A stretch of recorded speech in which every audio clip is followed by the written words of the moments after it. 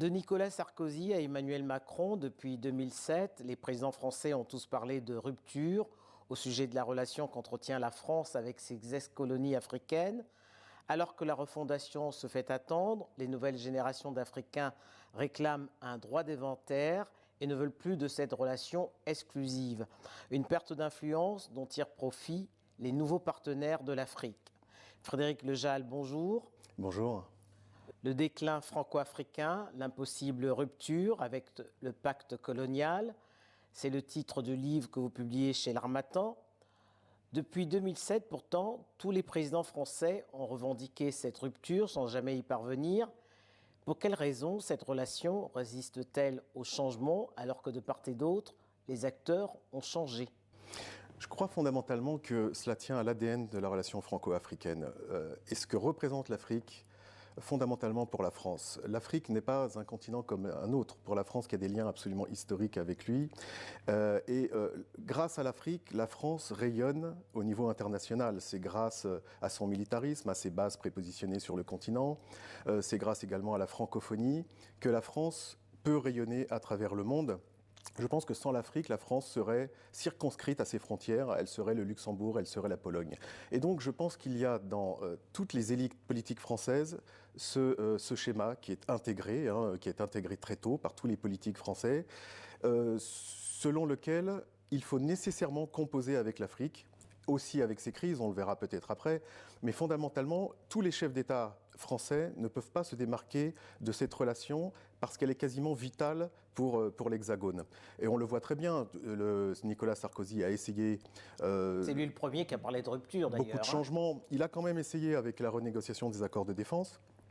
Il a supprimé, il faut le rappeler, il faut le mettre à son crédit, la cellule, entre guillemets, de la rue de l'Élysée, où était Jacques Foccart, où il y avait une cellule où il y avait tous les fantasmes appliqués à la France-Afrique, etc. Mais très très vite, on s'aperçoit que cette France est obligée de maintenir son influence sur ce continent, en tous les cas sur son bloc historique francophone, l'ancienne AOF et l'ancienne AEF. Et pour ce faire, pour composer, pour maintenir ce bloc dans une cohérence d'ensemble, elle est obligée de composer avec des régimes qui sont en tout point infréquentables. Et aujourd'hui, cette doxa, elle se trouve confrontée avec l'émergence des sociétés civiles, de la jeunesse africaine, qui n'est absolument plus d'accord avec le type de relation qu'entretient la France, ne serait-ce que du point de vue de son militarisme, qui pour moi est absolument le facteur absolument fondamental de rejet que la France sous-estime. Dans cette relation, les politiques ne jouent plus le premier rôle, puisqu'on voit intervenir des communicants, des avocats, mais également des diplomates ou des chefs d'entreprise, et même d'anciens militaires. À qui profite ce mélange des genres? Je dirais que pour moi, c'est la marque de la survivance de la France-Afrique. On dit toujours que la France-Afrique est morte, qu'elle est bel et bien enterrée. C'est absolument faux, c'est totalement faux. Lorsqu'on regarde les réseaux qui sont à l'œuvre, je ne parle plus des réseaux Foccart, qui étaient des réseaux étatiques. Jacques Foccart travaillait pour la raison d'État.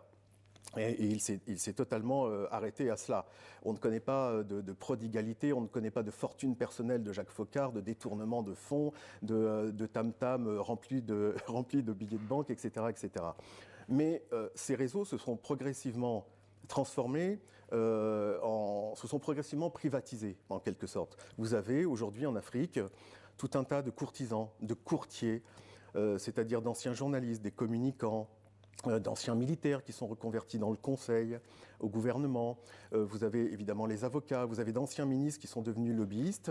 Et tout ce petit monde s'agite dans l'espace francophone africain qui, pour obtenir des marchés, qui sont en général, et je le dis dans mon livre, et je le documente d'ailleurs, qui sont bien au-delà des tarifs qu'on pratique en Europe ou ailleurs. Donc si vous voulez, l'Afrique est généreuse. Beaucoup de professionnels le savent. Il y a beaucoup, malheureusement, d'élites africaines qui sont un peu candides par rapport à ça. On ne voit pas pourquoi un pays comme la Côte d'Ivoire sous-traiterait sa communication quasiment qu'à des communicants français. Pour moi aujourd'hui, elle n'est pas le seul. Elle n'est pas le seul, mais il y a quand même quelque chose d'assez troublant. En fait, aujourd'hui. Et les avocats, vous retrouvez exactement la même chose. C'est-à-dire que la plupart des dossiers africains, des litiges, qu'ils soient commerciaux, qu'ils soient pénaux, sont à la main d'avocats français qui ont certes des correspondants, mais il y a énormément, quand vous parlez avec des avocats africains, ils sont absolument outrés et commencent à être excédés par ce marché, par cette rente en fait, en quelque sorte. Alors, la nouvelle génération d'Africains réclame un droit d'inventaire indispensable pour refonder une relation. Elle ne souhaite plus de relations exclusives avec Paris. Le sommet de Montpellier a été l'occasion de le faire savoir par la voix de ces jeunes qui ont tenu un discours de vérité à Emmanuel Macron. Est-ce que la France est prête à renoncer à ses acquis? Non, je ne crois absolument pas. D'ailleurs, ce qui est absolument stupéfiant, c'est de constater qu'on organise un sommet France-Afrique à Montpellier 4 ans quasiment à la fin du mandat d'Emmanuel Macron. Quasiment, c'était une réunion quasi identique au sommet, à l'intervention d'Emmanuel Macron en novembre 2017 à Ouagadougou. C'était exactement les mêmes thématiques, c'était exactement les mêmes sujets. On regarde vers la jeunesse, on prend en considération les diasporas, etc., etc. Pour moi, ce sommet est complètement anachronique, il est complètement suranné. La plupart des personnalités africaines que j'interroge dans mon livre, j'en ai interrogé une centaine, sont absolument estomaquées. Enfin, ça n'est plus à la France de convoquer l'Afrique à Paris pour parler de l'avenir de l'Afrique, de l'avenir de la jeunesse africaine. Le sommet aurait dû se tenir en Afrique. Ce sommet, à minima, aurait dû se tenir en Afrique, bien évidemment. Et c'est là, si vous voulez, où les élites politiques françaises, je ne jette pas la pierre sur Emmanuel Macron, parce que pour moi, il a récupéré des problèmes qui fermentaient depuis des décennies, bien. Mais si vous voulez, il n'y a pas dans l'esprit des politiques français un questionnement sur le fait d'accueillir un sommet africain pour parler de l'avenir d'un continent, dont d'ailleurs un continent qui s'éloigne de plus en plus de la France. Par simple respect, ce sommet aurait dû se tenir en Afrique, bien évidemment. Depuis quelques mois, on observe des tensions assez fortes entre Paris et Bamako. Que traduisent-elles? Eh bien, pour moi, c'est la caricature de la perte d'influence de la France, tout simplement. Alors, on peut tergiverser, on peut parler de la junte qui est actuellement au pouvoir, certes, mais je veux dire que la France, que le Mali puisse expulser un ambassadeur de France, ça montre, si vous voulez, la perte d'influence qui est absolument paroxystique pour moi. Ça montre l'ambiguïté de la France, je suis désolé de le dire, mais Paris n'a pas toujours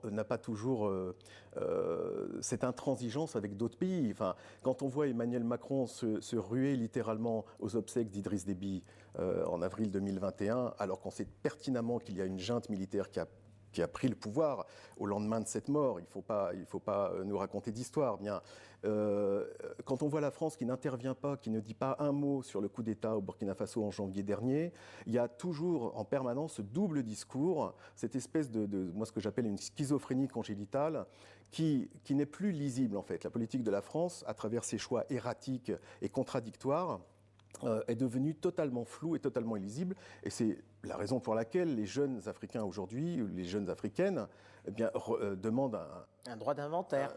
Même pas un droit d'inventaire, mais au moins que la position de la France soit cohérente, ou en tous les cas que la France ne prenne plus position sur des situations intérieures.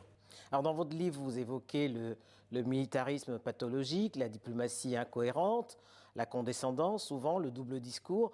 Est-on conscient à Paris que ces manquements minent cette relation auprès de la jeunesse notamment? Non, je ne pense pas, c'est bien le problème. Vous avez évidemment en privé beaucoup de responsables, notamment de hauts diplomates qui sont pétris d'Afrique, qui en ont tout à fait conscience, mais qui crient un peu dans le désert. Moi, ce qui me semble très important, c'est que la France comprenne que le militarisme, ce que j'appelle effectivement le militarisme pathogène, c'est-à-dire cette façon que la France a de maintenir son influence à travers sa présence militaire et ses dispositifs militaires, que ce soit les accords de coopération et de défense, que ce soit les bases prépositionnées, que ce soit ses opérations extérieures. Eh bien, au vu de jeunes Africains, 62 ans après les indépendances, ce sont des dispositifs qui n'ont plus lieu d'être. Quand vous parlez avec des militaires, ils vous expliquent que les bases prépositionnées, par exemple, ne servent à rien. Elles ont été mises ici au départ pour évacuer les ressortissants en cas de crise. Les militaires vous expliquent très bien qu'aujourd'hui, on peut très bien monter une opération en quelques heures à partir de Paris, ou à partir de navires qui mouillent au large des côtes africaines. Donc en fait, on vous explique que les bases prépositionnées sont plus aujourd'hui présentes pour assurer les chefs d'État qui sont en place.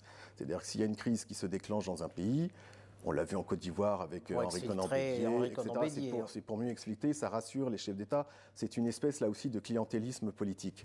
Mais vu de la jeunesse africaine, qu'il y ait encore 62 ans après les indépendances, la présence de militaires de l'ancien colonisateur, eh bien, la France doit comprendre que, quelque part, ça choque la jeunesse. Et je parle d'une jeunesse qui n'est pas forcément sous influence, qui n'est pas forcément sous l'influence des trolls russes, sous influence extérieure. Et la France doit vraiment prendre la mesure de ce qui se joue en ce moment. Nous assistons à l'émergence de sentiments anti-français dans des pays où ça n'existait absolument pas, comme le Tchad. Vous avez eu des émeutes au Sénégal. Je ne pense pas que les Russes soient encore au Sénégal. Bien. Donc elle doit prendre réellement la mesure de cet écart qu'il y a entre l'image qu'elle répand en Afrique et l'attente des populations. Parce que malgré tout, les populations regardent vers la France et attendent beaucoup de ce pays. À défaut d'une histoire d'amour entre l'Afrique et la France, pour reprendre l'expression d'Emmanuel Macron, un partenariat nouveau est-il possible ou faut-il le repenser à l'échelle européenne? Oui, précisément. Je pense que Paris doit échapper à ce face-à-face.